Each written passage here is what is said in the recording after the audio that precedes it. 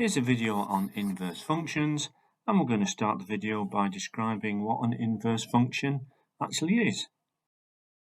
A function is a series of instructions that takes a set of numbers, the domain, and turns them into another set of numbers called the range.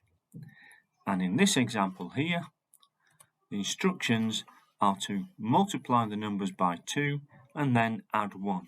So our function is f of x equals 2x plus 1.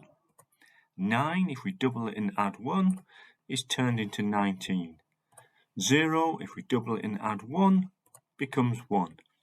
And 1.5, if we double it and add 1, becomes 4.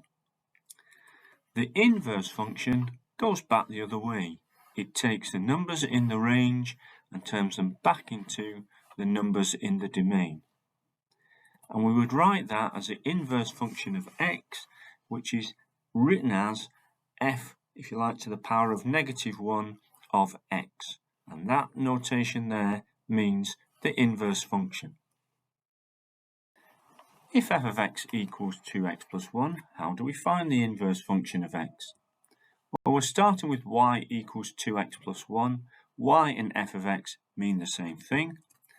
The first step is to swap x and y over. So y equals 2x plus 1 becomes x equals 2y plus 1.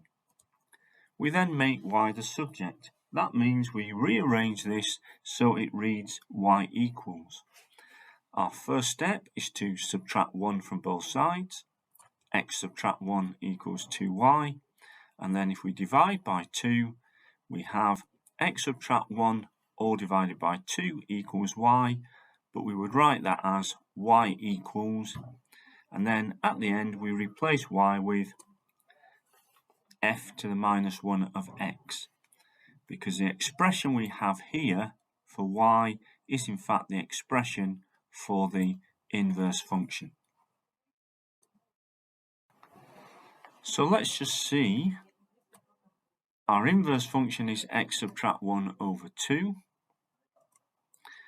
Does that turn 19 back into 9? Well, if we subtract 1, we end up with 18, then divide by 2 does indeed take us back to 9. 1 subtract 1 divided by 2 takes us back to 0, and 4 subtract 1 divided by 2 takes us back to 1.5. So that is indeed the inverse function of x. So those are our two rules to find the inverse function. Swap x and y over and then make y the subject. So here's example 1. Starting off, let y equals 3x minus 2. Swap x and y over. That will give us x equals 3y subtract 2. Make y the subject. So our first step would be to add 2. And then our second step would be to divide by 3. And then we finish off by writing the inverse function of x equals, in this case, x plus 2 all divided by 3.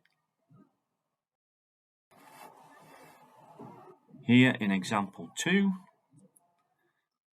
our first step is to swap x and y over.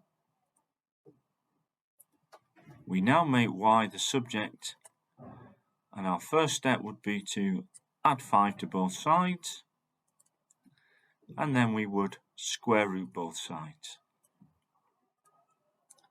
And finally, we write that as the inverse function of x is, in this case, the square root of x plus 5.